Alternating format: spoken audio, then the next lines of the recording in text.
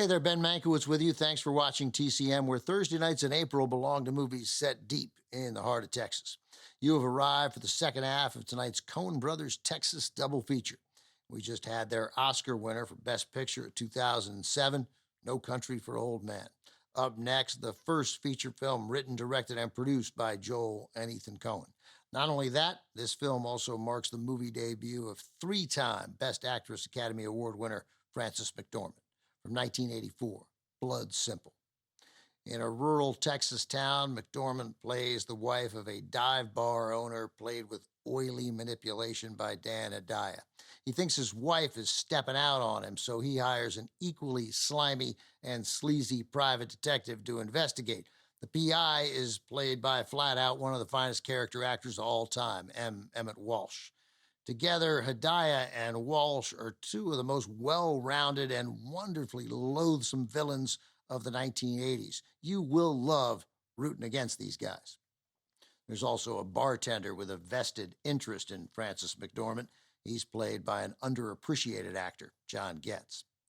As Blood Simple is a neo-noir laden with Texas-sized tension and built on the decisions of liars, misfits, and amateurs, you can reliably expect that no one's plans go as intended, and nobody is safe from a double cross in this memorably unconventional thriller. Inspired by hard-boiled crime writers like James M. Cain and Dashiell Hammett, this unique neo-noir also features a Coen Brothers specialty, black comedy. But this is no parody. The laughs merely offer a brief respite from the threat of violence that hovers over basically every scene. Texas made an appealing location for the Coen brothers to film Blood Simple. They were born and bred in Minnesota, but Joel Coen had briefly attended grad school at the University of Texas at Austin, where he connected to the local filmmaking community. Moreover, as Blood Simple was a low-budget affair, shooting in Texas would be cheap. And Texas, the brothers also knew, isn't merely a location. It brings a personality, a character with it, one shaped by the various ways Texas had been portrayed in Hollywood movies. Texas carries a lot of baggage with it, at least for American audiences, Joel Coen said. He described the Texas of Blood Simple as sort of an overblown, mythical Texas. The Coen brothers can call it mythical and overblown. In this film, though, it also feels isolated, foreboding, and entirely authentic. Here it is from 1984, Blood Simple. The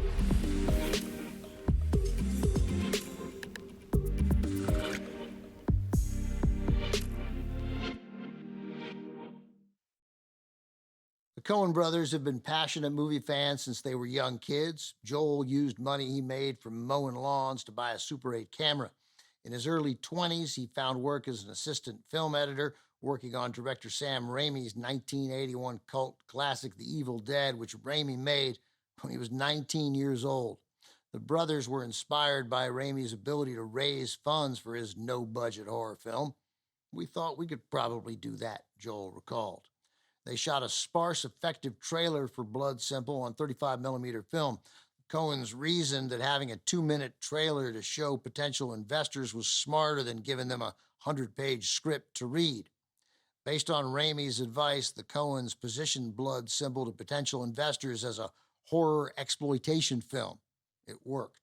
With funding secured, the brothers headed to Texas, where they could shoot cheaply.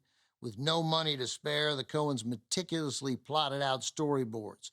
They wrote the role of the private eye for one of the finest character actors to ever walk in front of a camera, Emmett Walsh, not knowing at all if he'd even consider walking in front of their camera to work with a couple of untested filmmakers.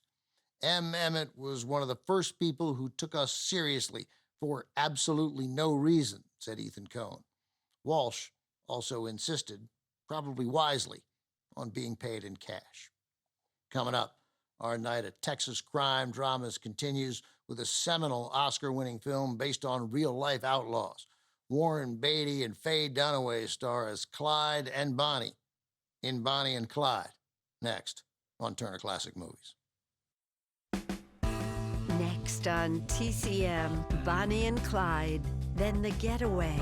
And later, Destination Tokyo. TCM's at Periscope Depth tonight.